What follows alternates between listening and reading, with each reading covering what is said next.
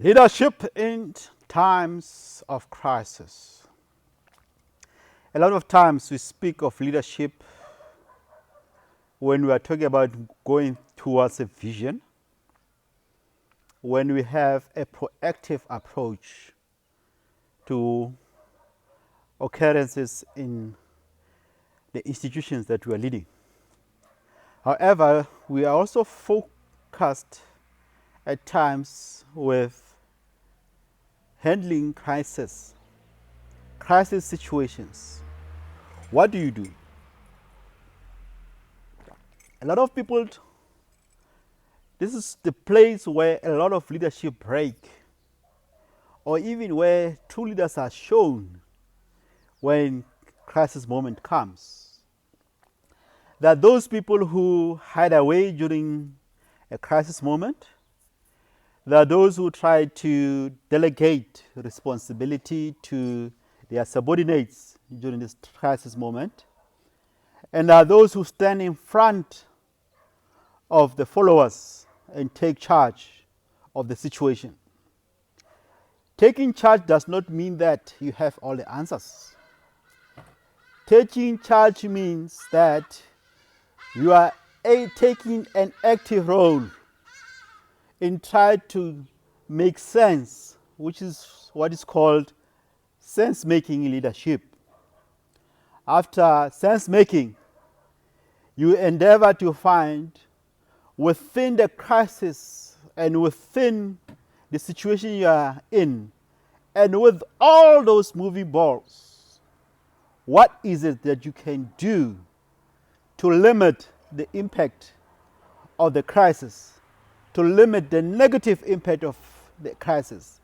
In fact, the superior leader will even find this opportunity within that crisis. In our country today, most executives, most political leaders, most social leaders, and all manner of leaders are faced with the COVID-19 crisis. Coronavirus, which is an infectious disease, is crippling the economy, is crippling the logistics, is crippling a lot of things. However, leaders are trying to find a semblance of normality or normalcy. I don't know which English is better.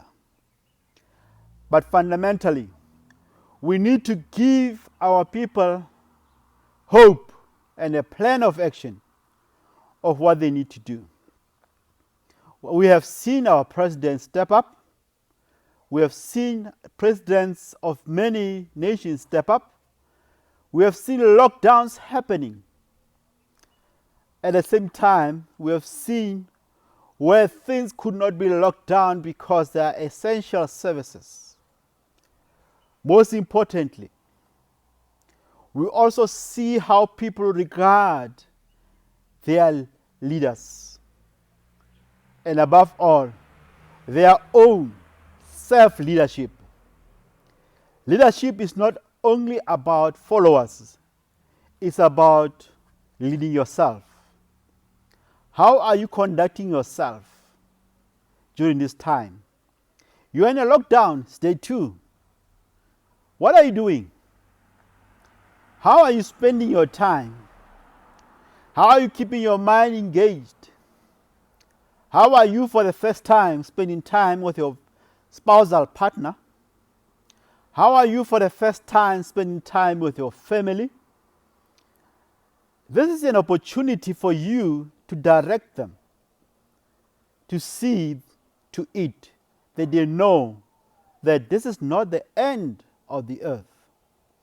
I've seen spiritual leaders who have made alternatives to make sure that spiritual activities continue, such as prayer, and that has been encouraging at how some have engaged technology, such as having digital streaming.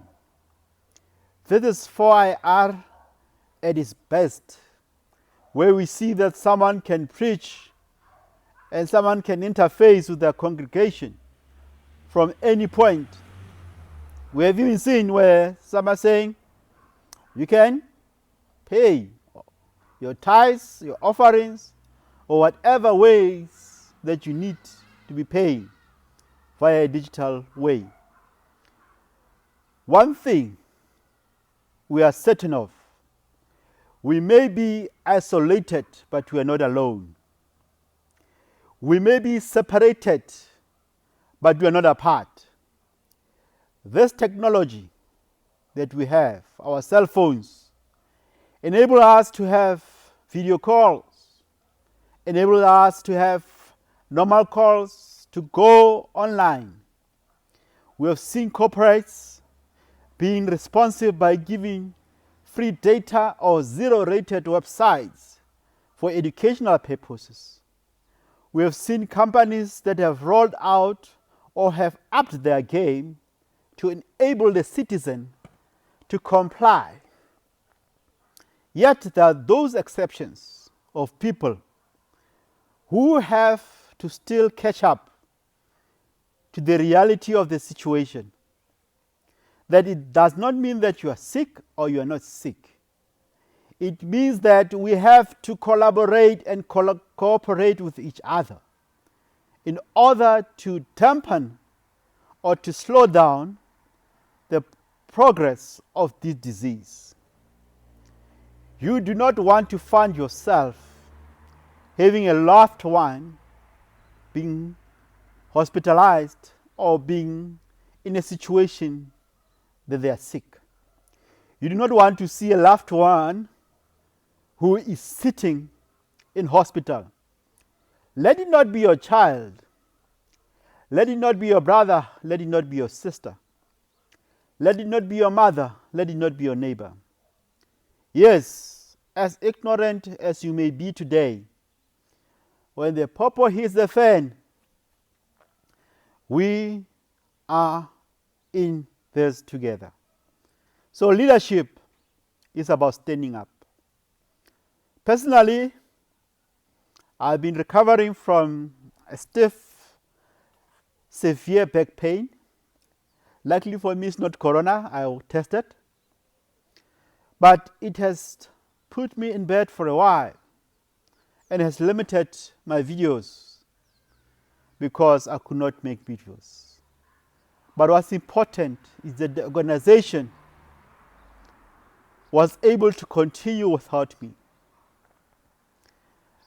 The type of organization that we have, which is agile and is cell-based, is made up of leaders who are able to conduct activities from wherever they are. We were able to respond to business requirements. We were able to assist business with keeping their operational requirements going. During this time, there was operational support of all kinds. So leadership starts with you. Starts with leading yourself, calming yourself, rationalizing within your mind, and then leading others through this time of change to be able to make it possible for all of us to come out on the other side, better people, a better nation, better countries, better organization. Let's learn the lessons now so that when the worst comes, we are better off and we are better prepared.